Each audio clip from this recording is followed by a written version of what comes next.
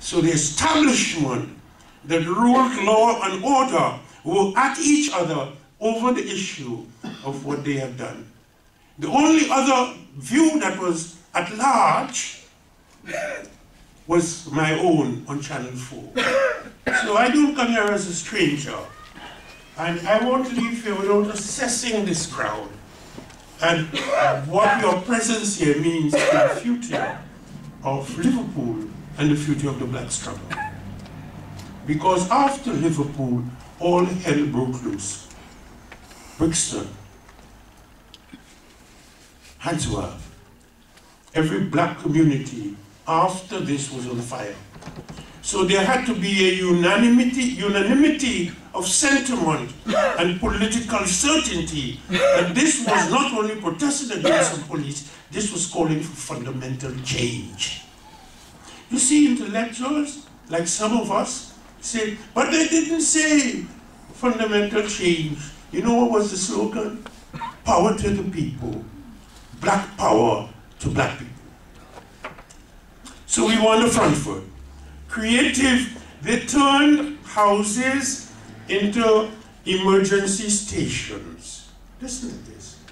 There were women who were mending wounds. It happened in Brixton, it happened here, it happened everywhere. You got your head busted, a batter across your face, and you dive in this place. There would be people with a little box, plasters and stuff. Listen to me. There were little children at the age of 5 who knew in detail exactly what was taking place out there and why. Who were the enemy and who were the soldiers of the people. Everybody knew it. Only when a huge moment arises are people so unified on clean and clear and straightforward experiences. Everybody. I have not seen black and white, mixed race or half caste, or whatever name they went by.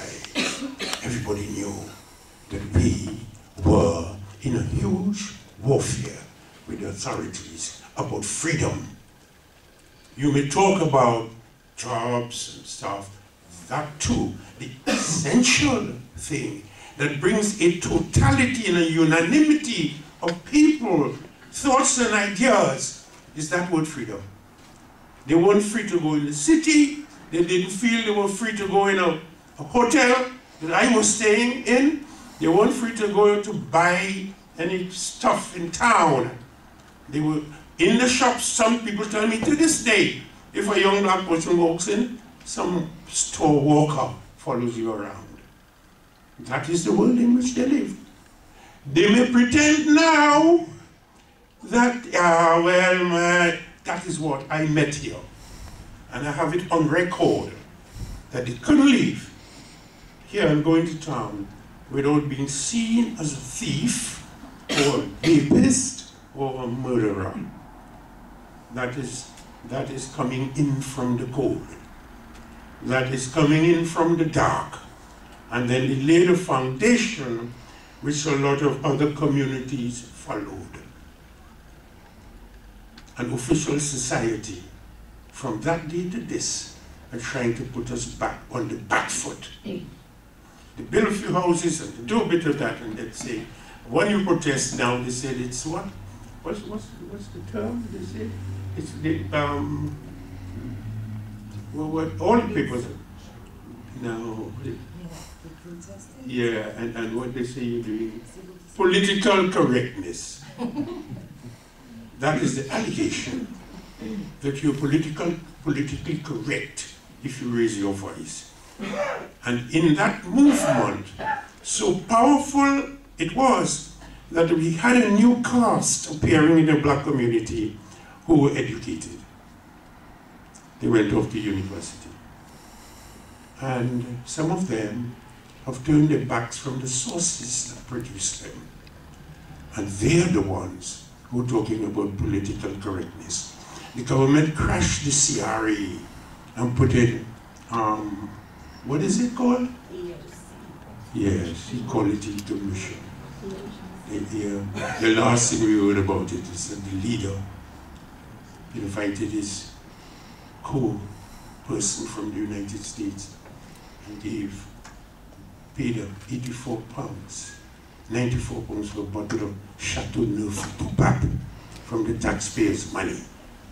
And I call him now Chateau Neuf du Trevor Philippe.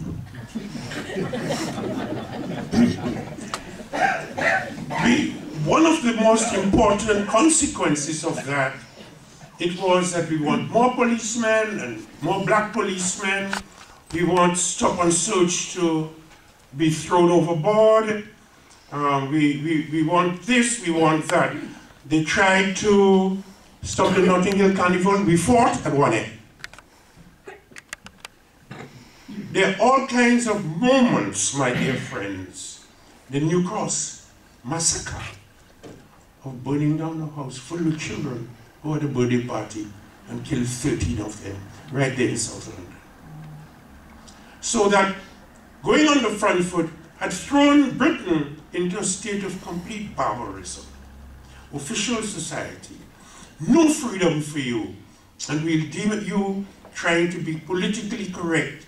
And then they resurrected something which I don't know its meaning to this day. Britishness. I go to Scotland and I see something else. I go to Liverpool, something else. I go to Handsworth, something else. The only unifying force is blackness. Whether you're in Liverpool, you come from Africa, you come from that. We were unified by the authorities and what they failed to do. That for me is basically and fundamentally, I'm not complaining, because whenever you go on the back foot, you'll be on the front foot again. The question is, how do you prepare for that? I think you see meetings like this, black and white, the qualitative change that would emerge of a unity between black and white will produce a different quality of revolt. Do you understand that? Long ago, no white person couldn't come in the meeting. But we wanted to fight alone. We didn't want any help from anybody. But now, we have fought and established who we are, where we have come from, and where we are objectively headed. I think the unity of purpose and of ideas will enrich the next stage. And so I've come here quite easily to tell you, I didn't expect so many people. I've come here to tell you, forget political correctness and get off the back foot onto the front foot and play it. Play it just as we are who we are at this moment. Are we in talk, Steph?